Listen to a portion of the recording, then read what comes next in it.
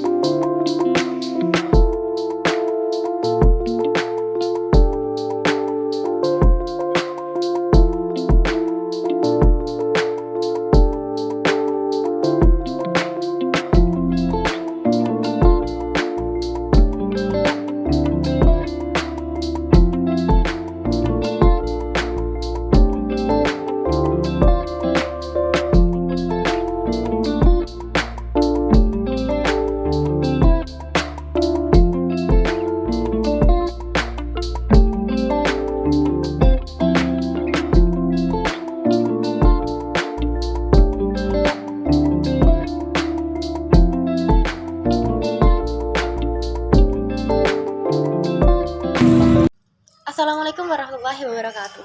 Di sini saya akan menjelaskan mengenai penyakit epilepsi atau AYAN. Epilepsi atau AYAN adalah gangguan ketika aktivitas sel saraf di otak terganggu yang menyebabkan kejang. Epilepsi dapat terjadi sebagai akibat dari kelainan genetik atau cedera otak yang dialami, seperti trauma atau stroke. Epilepsi tidak bisa sembuh total, tapi bisa dikontrol. Kunci dari penanganan epilepsi adalah kontrol yang baik. Pada awal pengobatan, dokter akan memberikan satu jenis obat epilepsi dengan dosis minimal. Namun, apabila kejang masih muncul, maka dosisnya akan bertahap dinaikkan sampai dosis optimal. Penyakit ini dapat diobati dengan cara mengonsumsi obat-obatan sesuai resep dokter. beristirahat dan tidur yang cukup, banyak minum air putih, makan teratur, berolahraga secara rutin, dapat mengelola stres dengan baik, dan tidak mengkonsumsi minuman beralkohol. Selain pengobatan, penyakit ini juga dapat dicegah dengan beberapa perilaku. Yang pertama seperti menggunakan helm saat mengendarai motor dan menggunakan sabuk pengaman saat mengemudikan mobil. Mengkonsumsi makanan bergizi, lengkap dan seimbang. Tidak merokok, menjalani imunisasi, mencuci tangan sebelum dan sesudah menyiapkan makanan, memeriksakan kandungan secara rutin untuk mengurangi risiko terjadinya epilepsi pada bayi. Sekian dari saya. Wassalamualaikum warahmatullahi wabarakatuh.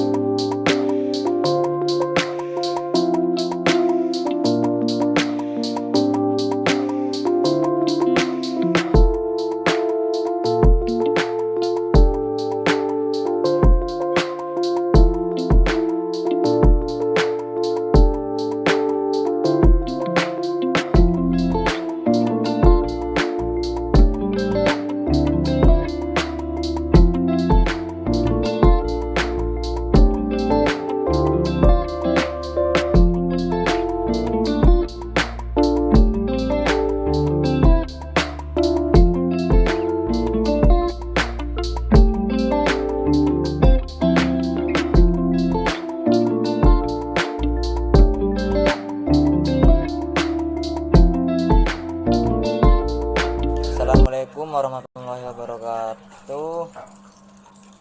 Sakit kepala dapat disebabkan oleh hal-hal di luar penyakit, misalnya kurang tidur, gajah mata dengan resap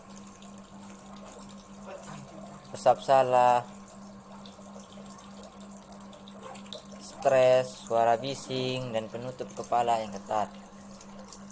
Cara mencegah sakit kepala: 1. Mengurangi koefisien. 2. Menghindari pemicu sakit kepala. 3. Istirahat yang cukup. 4. Makan dengan teratur.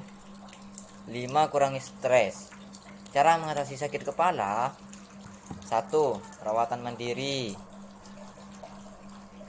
Beristirahat di ruang yang gelap juga dapat membantu meringankan rasa sakit. 2. Mencari perawatan medis. Segera periksa ke dokter jika Anda merasa kondisi menjadi lebih buruk, dan biasanya kunjungi dokter jika Anda sering merasakan rasa sakit. Sekian dari saya. Assalamualaikum warahmatullahi wabarakatuh.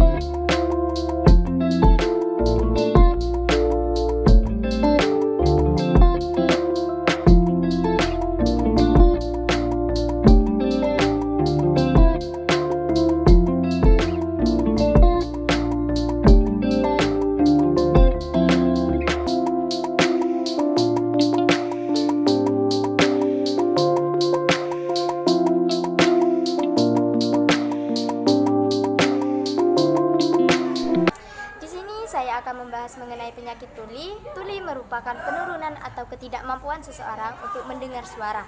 Konduktifnya terjadi akibat gangguan transmisi suara ke koklea, dan ada juga yang terjadi akibat kerusakan organ corti. Cara mencegah gangguan pendengaran adalah: yang pertama, hindari pendengaran televisi, radio, atau musik dengan volume yang terlalu keras. Yang kedua, gunakan pelindung telinga seperti auremus atau untuk menimbulkan suara yang terlalu keras. Cara mengobati atau mengatasi tuli: pengobatan tergantung pada tingkat keparahan. Bagi sebagian orang, mendengarkan dapat diwujudkan dengan operasi atau perangkat dengan keahlian membaca bibir, teks tulis, atau dicetak, dan bahasa isyarat dapat membantu komunikasi.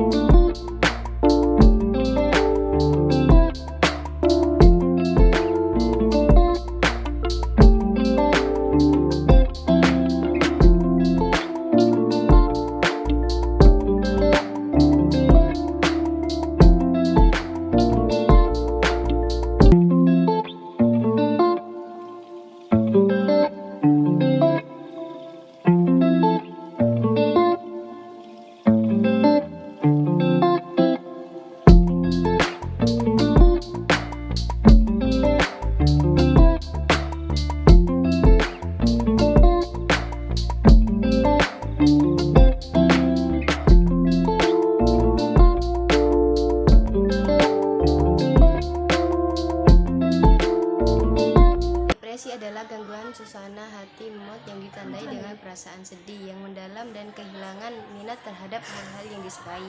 Seseorang dinyatakan mengalami depresi jika sudah 2 minggu merasa sedih, putus harapan, atau tidak berharga. Depresi yang dibiarkan terus berlanjut dan tidak mendapatkan penanganan dapat menyebabkan terjadinya penurunan produktivitas kerja, gangguan hubungan sosial, hingga munculnya keinginan untuk bunuh diri. Gejala depresi adalah ditandai dengan ciri psikologis. Orang yang depresi adalah rasa cemas dan khawatir yang berlebihan, emosi yang tidak stabil, serta rasa putus asa atau frustasi. Sementara itu, ciri fisik pada seseorang yang depresi adalah selalu merasa lelah dan tak bertenaga, pusing dan nyeri tanpa penyebab yang jelas, serta menurunnya selera makan. Penyebab depresi adalah faktor pemicu depresi antara lain peristiwa traumatis, tekanan batin misalnya karena masalah keuangan atau masalah rumah tangga, pola pikir yang salah seperti toksik. Pengobatan depresi adalah dengan melakukan psikoterapi atau terapi psikologis untuk membantu mengatasi masalah akibat depresi.